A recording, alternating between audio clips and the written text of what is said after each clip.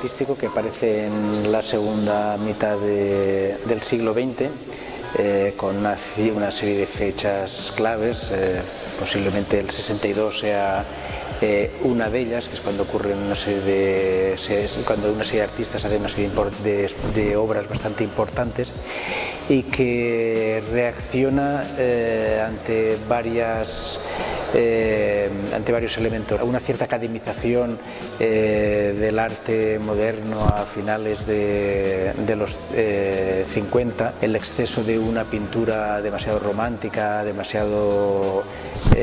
emocional, demasiado aparentemente poco relacionada con la realidad, como era la del expresionismo abstracto, la de la alta modernidad de los años 50, una sociedad que ha dejado de estar organizada alrededor de la fábrica y empieza a estar organizada alrededor del consumo, en una sociedad en la cual los medios de comunicación son importantes. Y por otro lado es un tipo de arte que busca conectar el arte de élite, el gran arte que había definido la modernidad durante medio siglo, con la cultura popular. Pop viene de popular y posiblemente junto al surrealismo, y de hecho hay algunos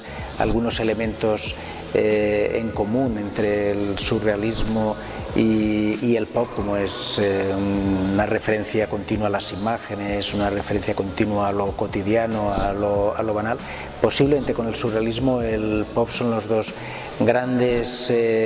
movimientos o grandes tendencias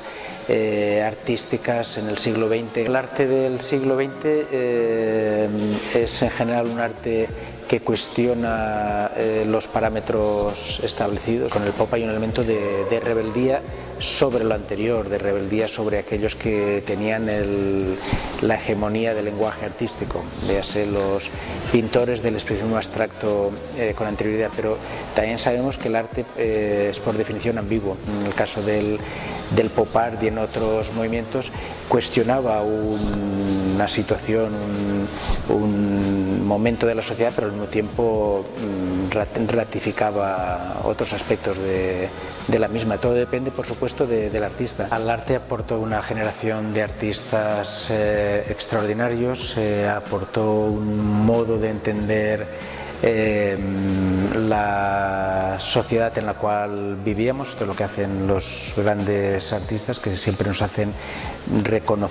vernos o reconocernos en la sociedad, pero siempre de un modo distinto. Y luego, obviamente, lo que aportó es un lenguaje innovador, un lenguaje que tenía que ver con recuperar elementos de la cultura popular, recuperar una serie de iconos, un lenguaje que tenía que ver con una cierta frialdad, con un elemento de serialidad. Desaparece el autor y empieza a ser cada vez más importante el espectador, aquel que recibe, aquel que tiene que leer. No es por casualidad que el pop es un movimiento que convive con el minimal y convive también con el conceptual, que son los precedentes del arte actual. Obviamente Hamilton para mí es una figura clave en el arte pop, pero por supuesto estaría Warhol, por supuesto estaría una figura menos conocida en estos momentos como George Segal, pero sobre todo yo destacaría una figura que aparentemente no se entronca con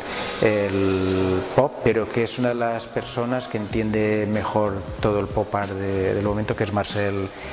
Brothers, que desde Bélgica está haciendo, a partir de la segunda mitad de los 60, un arte que responde directamente a lo que venía de Estados Unidos. En España llega seguramente a través de París,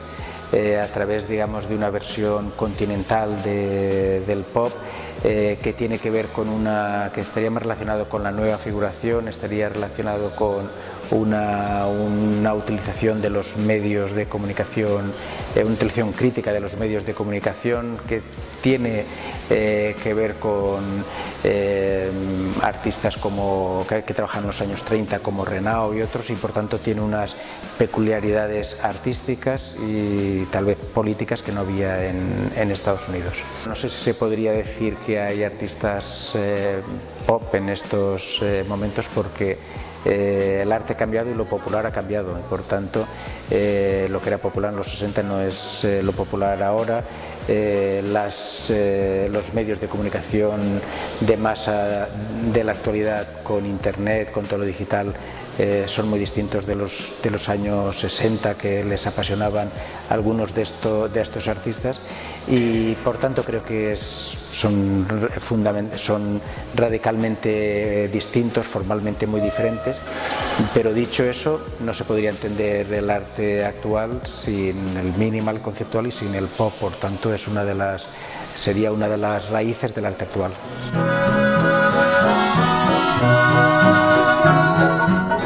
Marching